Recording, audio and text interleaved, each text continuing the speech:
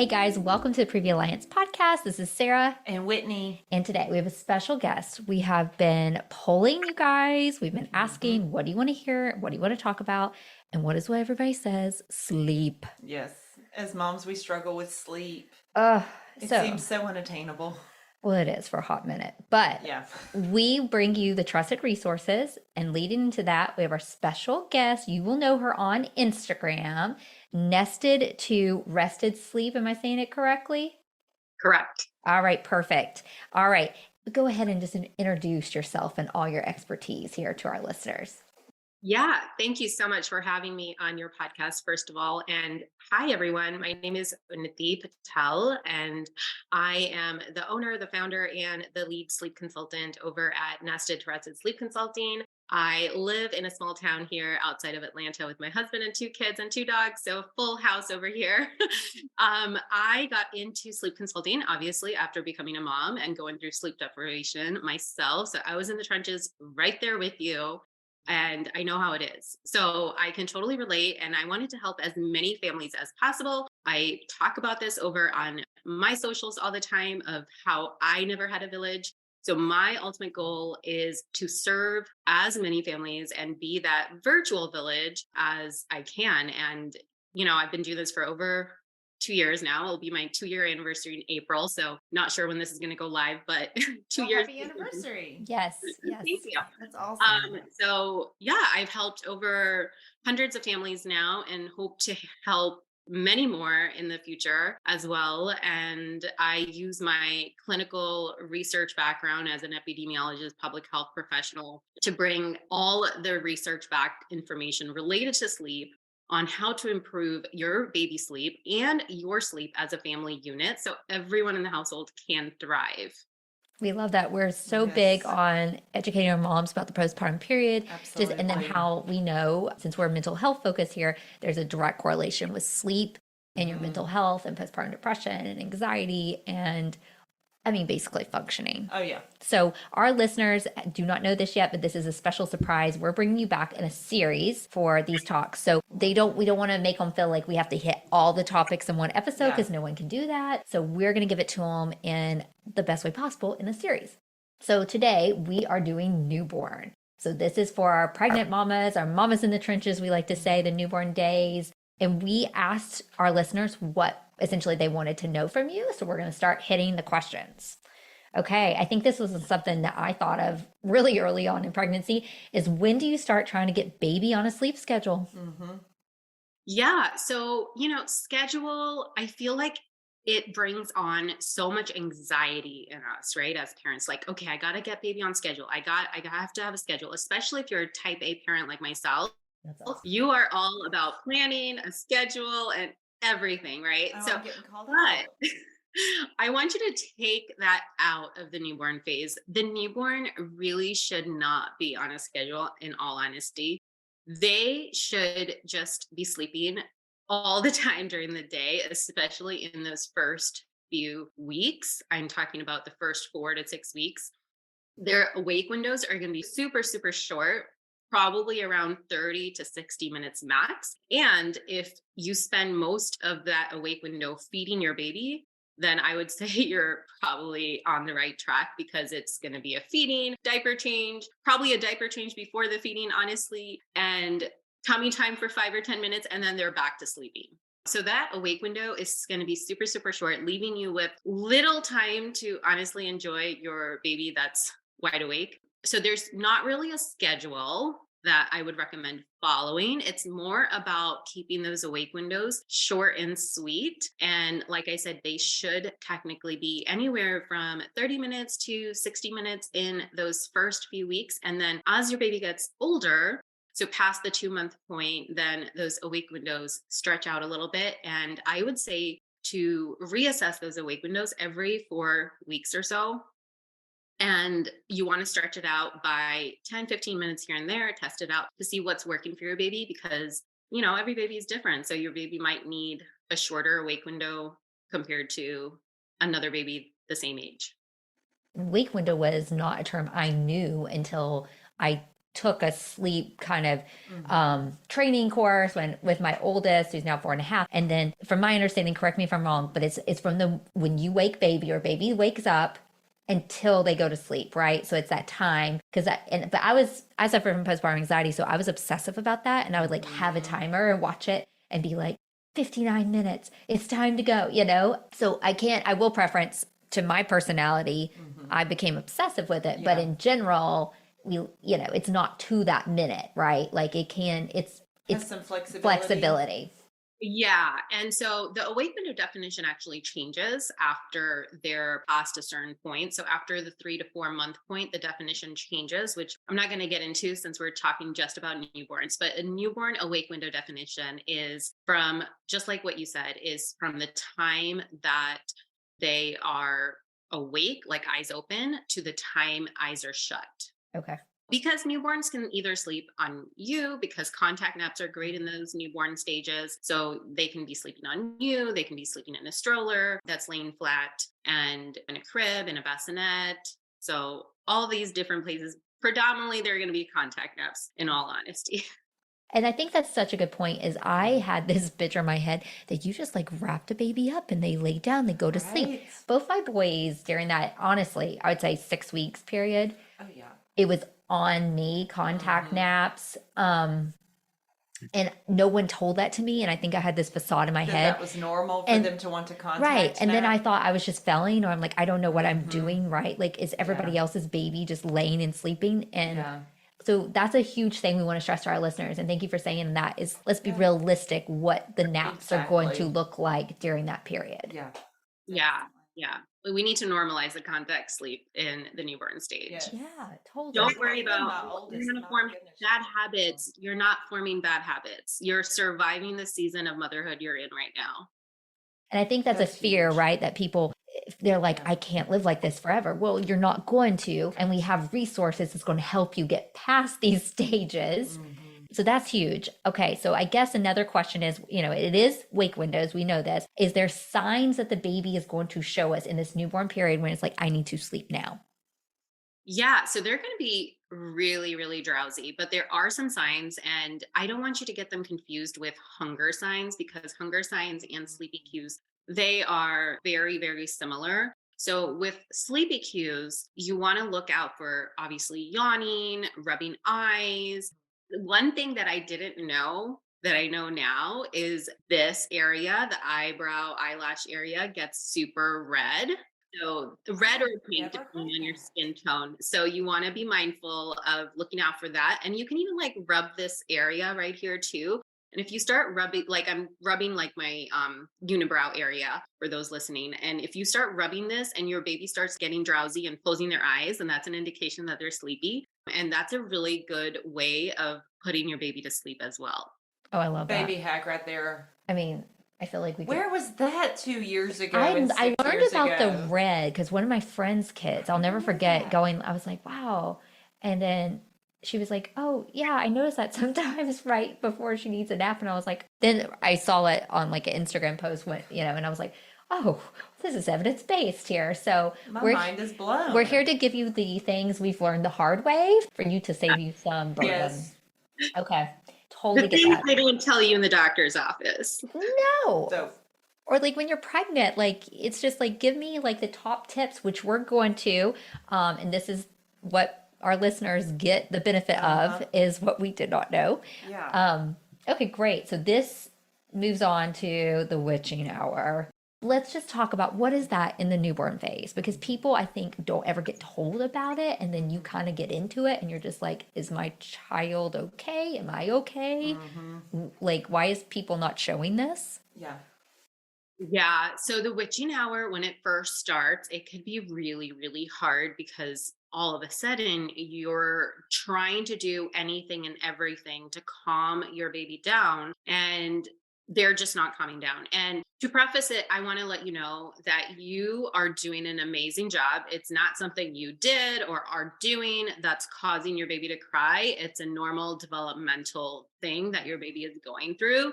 not all babies go through the witching hour. So you want to also like, oh, my baby's not crying for 3 hours. Maybe they're not developing. No, not all babies will go through it. But if your baby is going through the witching hour, then a warm bath is really, really nice. And if it's too cold, depending on where you're staying, then, just sitting in a hot, steamy bathroom with the shower running and just sitting on the floor with them all cozied up, the sound of the shower and the steam and all of that could really, really help soothe them as well. Feeding or nursing is a really good option as well.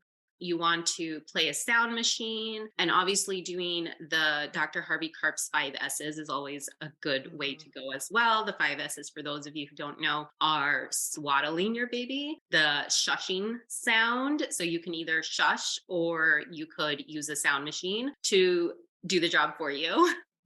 The side stomach hold is another one of the methods that he uses, and the swinging. So you can technically be doing all of those things. So you can do the shushing, you can swaddle your baby, you can put them on the side of your arm and then be swinging them.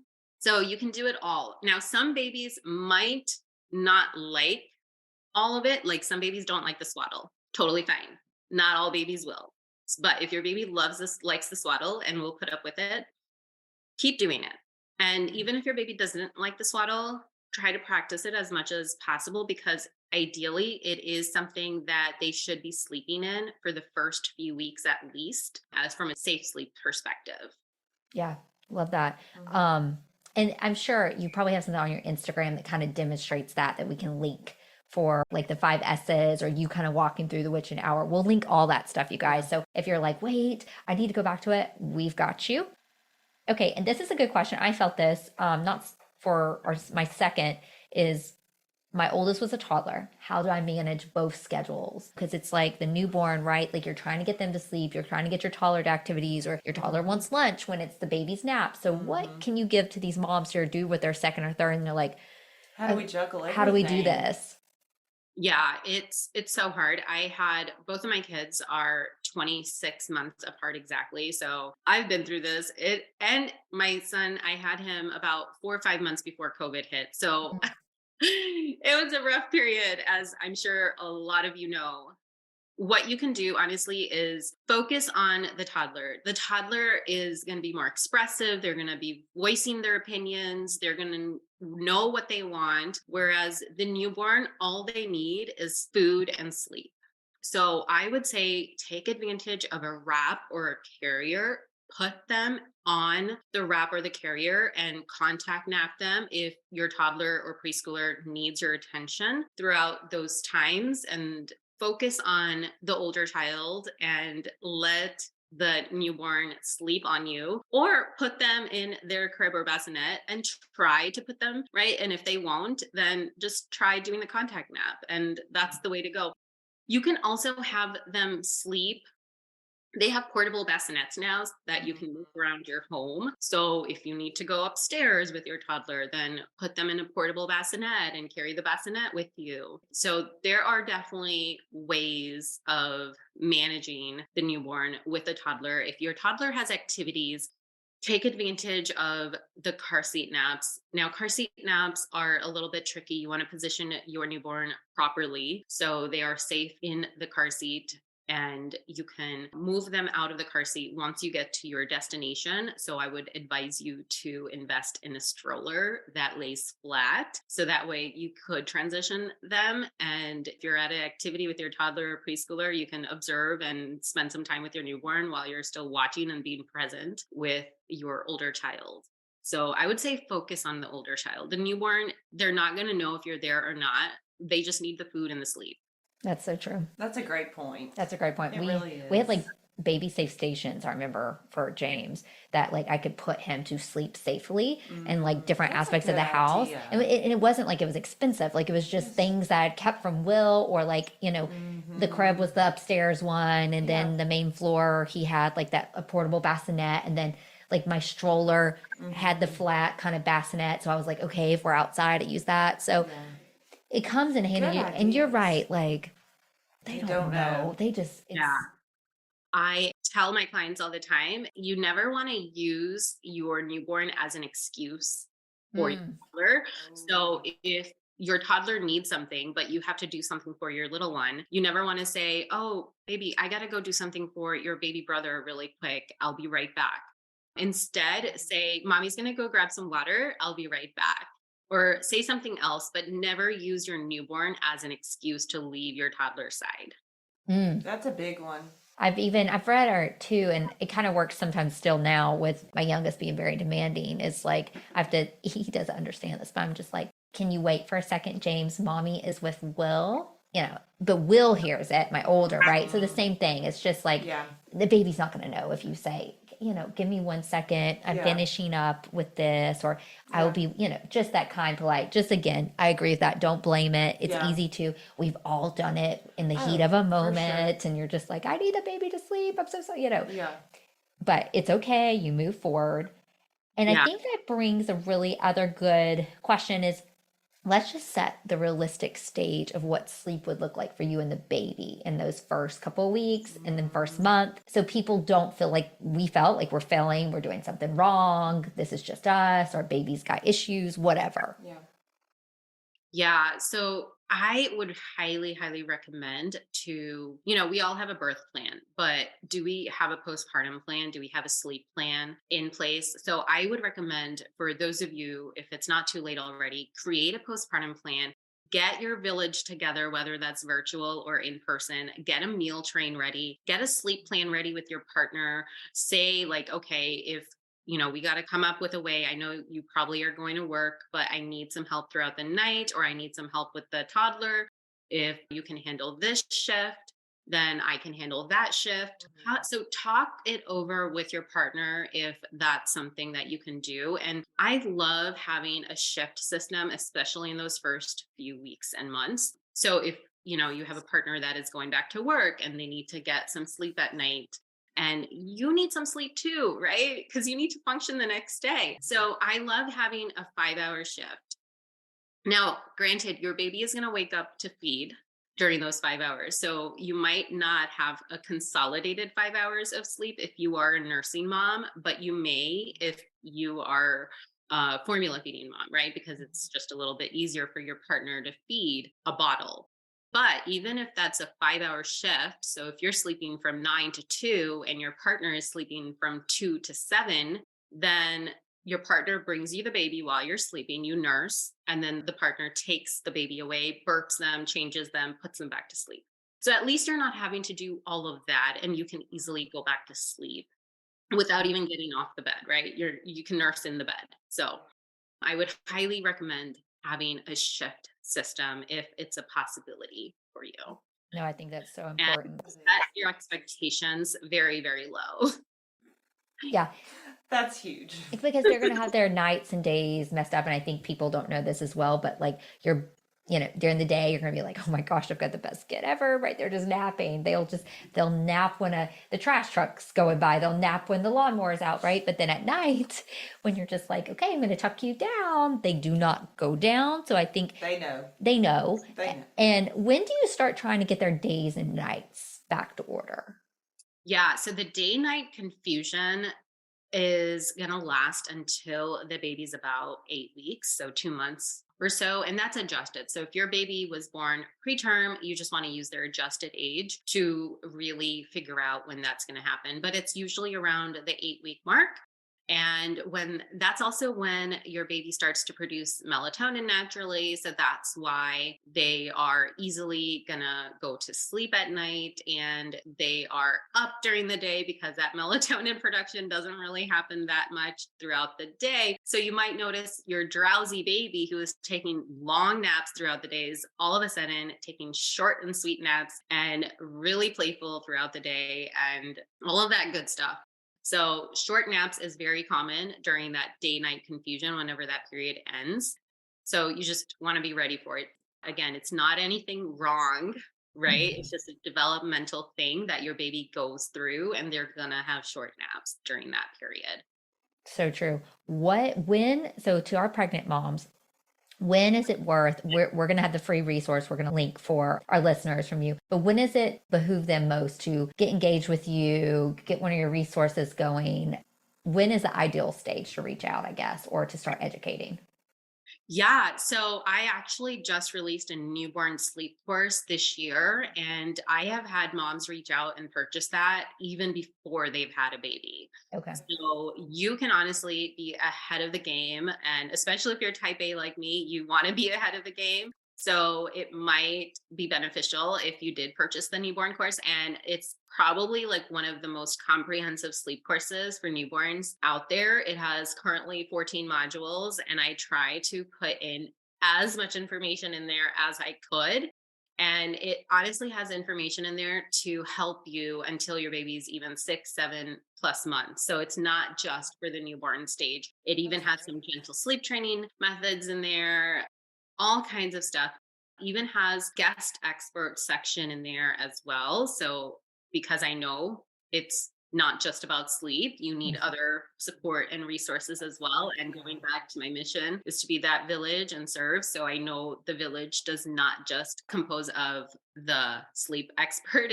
It needs other experts and tools and guidances as well. So that's what I try to focus in as well in the course.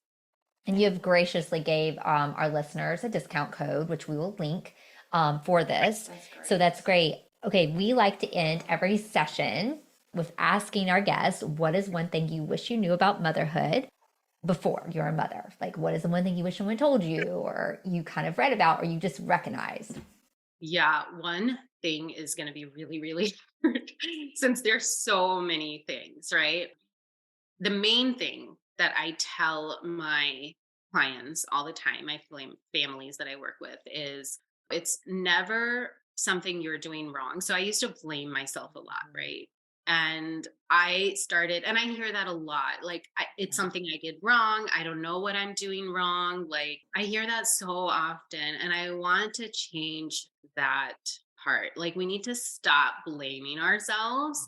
And something I preach to my families is that you are just surviving this season of motherhood you're in. And if that means you need to contact nap with your child for all naps during that day, then go ahead and do it. If that means that you're going to need to have naps on the go because your toddler or older child has activities, then that's fine. If that means like you're traveling and schedule is going to be all over the place, that's fine. Go on the trip and enjoy yourself. You're not bound to the house just because you have a baby that's on a schedule. That is something I Love needed it. someone to tell me, because I was bound to the house Oh, yeah. for my anxiety reasons. But that I needed someone to tell me. It's thank you for hitting this. I mean, I feel like we gave so much valuable like education in this short period of time that I would have heard this. Yeah. This is gold. This would have been a game changer with both my kids, Right? Especially the witching hour stuff, because I could have sworn there was something wrong with my oldest daughter. Because you're both crying and you're both just scream nonstop for an hour, and I'm like, where did my perfectly healthy child go? I don't understand what's wrong with her. There's so many things. We are going to make sure on this episode that we will, like, your newborn period Instagram post and reels and all that you've done. We'll make sure that we're showing this during the episodes. You guys will, again, you're listening to this, you're going to come back to us. We're going to link stuff. Don't freak out. We're going to get all squared away so you can read, but we're going to come back. We're going to do the next stages, the 3 to 4 months, past that, sleeping through the night. And then we're going to hit the toddler stage. Oh, I need that. So she's not going anywhere, guys. This is going to be great, but we're so glad that you joined us, and we look forward to it. Thank you so much. Thank you, ladies, for having me. All right, guys. Till next time. All right, see ya. Maternal mental health is as important as physical health. The Preview Alliance podcast was created for and by moms dealing with postpartum depression and all its variables like anxiety, anger, and even apathy. Hosted by CEO, founder Sarah Parkhurst and licensed clinical social worker Whitney Gay, each episode focuses on specific issues relevant to pregnancy and postpartum. Join us and hear how other moms have overcome mental health challenges, as well as access tips and suggestions on dealing with your own challenges as moms. You can also browse our podcast library and listen to previous episodes at any time. Please know you're not alone on this journey. We're here to help.